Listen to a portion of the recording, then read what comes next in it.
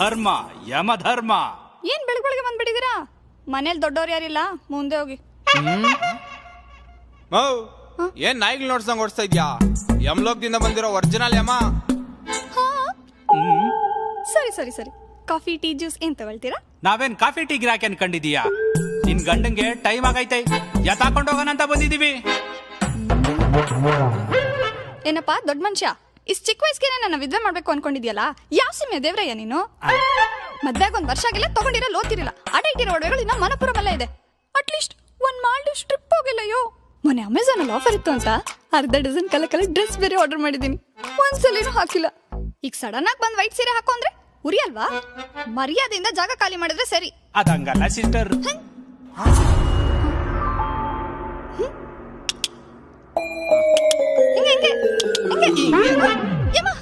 ಯಮ ಅಮ್ಮ ತಿಂಡಿ ಮಾಡುವಂತ ರೂಮಿಂದ ಎದಳ್ಸ್ ಕಳ್ಸಿದ್ರೆ ಇಲ್ಲಿ ತಿರ್ಗಾ ಮಲ್ಕೊಂಡ್ ಕನ್ಸ್ ಕಾಣ್ತಾ ಇದ್ಯಾ?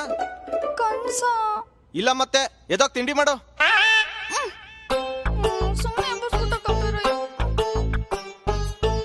ಆಹಾ ಎಂತ ಹೆಂಡ್ತಿನ ಕೊಟ್ಬಿಟ್ಟಪ್ಪ. ಎಂತ ಹೆಂಡ್ತಿನ ಕೊಟ್ಬಿಟ್ಟೆ ದೇವರ, ನೀನೆ ಕೈ ಬಿಟ್ರೆ ಇನ್ಯಾಕ ಬಾಡ್ತಾರೆ.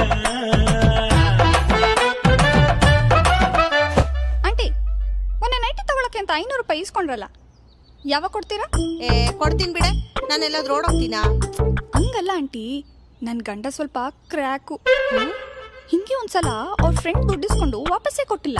ಅದಕ್ಕೆ ಏನ್ ಮಾಡ್ದ ಗೊತ್ತಾ? ಏನೇ ಮಾಡ್ದ? ಕೋಸಂಬ್ರಿ, ಮಗು ಕಿವಿ ಚುಚ್ಚಿಸ್ಬೇಕಂತ 50,000 ಕಾಸು ಇಸ್ಕೊಂಡು 6 ತಿಂಗಳಾಯ್ತು. ನಿನ್ ಹಿಂದೆ ಸುತ್ತಿ ಸುತ್ತಿ ನನ್ ಚಪ್ಲಿ ಎಲ್ಲ ಹಪ್ಳ ಆಗ್ಬಿಟ್ಟವೆ.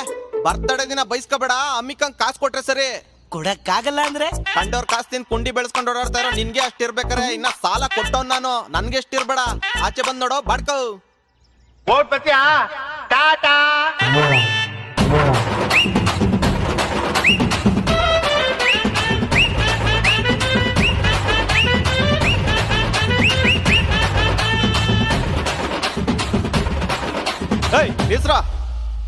ಇದೇ ಲಾಸ್ಟ್ ಚಾನ್ಸು.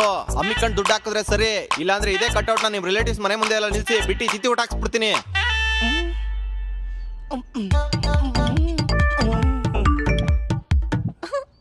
ವ್ಯವಹಾರ ಆಯ್ತು. ಇವತ್ ನಿನ್ ಬರ್ತಡೇ ಅಲ್ವಾ? ನಿಂಗೊಂದ್ ಗಿಫ್ಟ್ ತಂದಿದ್ದೀನಿ. ತಿರ್ಗಿಸ್ರೋ.